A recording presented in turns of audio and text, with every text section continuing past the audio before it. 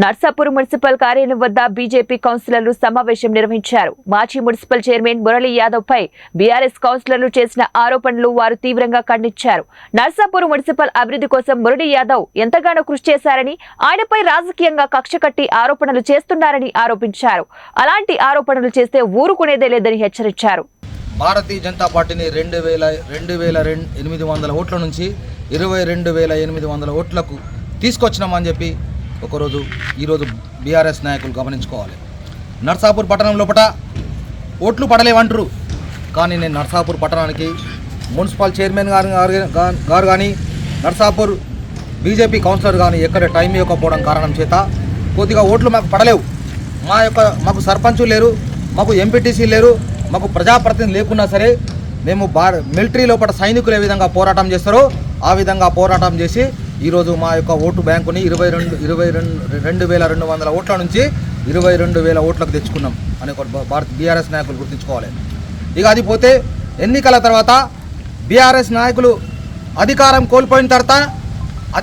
కోల్పోయిన తర్వాత వారు మతి భ్రమించి ఇక్కడ ఉన్న కొందరు మున్సిపల్ చైర్మన్ అవుదామనుకొని ఏదైతే అవిశ్వాసానికి నోటీస్ ఇచ్చిరో, మీకు డాక్టర్ బాబాసాహెబ్ అంబేద్కర్ ఇచ్చిన రాజ్యాంగం ప్రకారం మీరు కలెక్టర్ గారికి నోటీస్ ఇవ్వడం సమంజసమే. మేము దాన్ని ఎదుర్కోవడమా మా యొక్క నైతిక హక్కు. మేము ఎదుర్కోలేని పక్షం లోపల మేము రాజీనామా ఒకటి వెళ్ళడం జరిగింది. మీ లెక్క ఏదైతే కౌన్సిలర్ మీ చుట్టూ ఉన్న కౌన్సిలర్లే మీరు మున్సిపల్ చైర్మన్ కావద్దు, బీఆర్ఎస్ మున్సిపల్ చైర్మన్ కావద్దు, భారతీయ జనతా పార్టీ మురళీ యాదవ్ చైర్మనే ఉండాలని చెప్పి మీ చుట్టూ ఉన్న నాయకులు అనుకుంటా ఉన్నారు.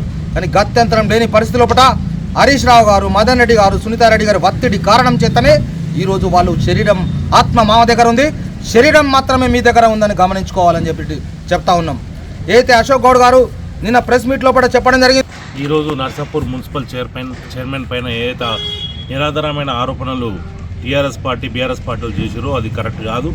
ఎందుకంటే వారు కూడా గతంలో 3 సార్లు సర్పంచ్, ఒకసారి జిల్లా పరిషత్ చైర్మన్, తర్వాత ఇప్పుడు మున్సిపల్ చైర్మన్గా వాళ్ళు కొనసాగుతున్నారు. ప్రజలు ఏ రకంగా వాళ్ళకి ఆదరణ చూపించి ఎన్నిసార్లు ఓట్లు ఇస్తారనేది మీరు గమనించుకోవాలి. వారు కూడా వారి హయాంలో నర్సాపూర్ చెరువు కట్ట అభివృద్ధి చేయడం జరిగింది. తర్వాత ఇక్కడ పోస్ట్ ఆఫీస్ దగ్గర స్కూల్ కట్టడం జరిగింది, బటర్ఫ్లై లైట్లు వేయడం జరిగింది. చాలా చోట్ల అన్ని వాళ్ళలో కూడా రోడ్లు నిర్మాణం చేయడం జరిగింది. వాళ్ళ అభివృద్ధికి పాటుపడ్డారు, కానీ ఎక్కడ కూడా అవినీతికి తావు వేయలేరు. అందుకోసమే ప్రజలు వారిని ఆదరించి వాళ్ళని ఎన్నుకోవడం జరిగింది.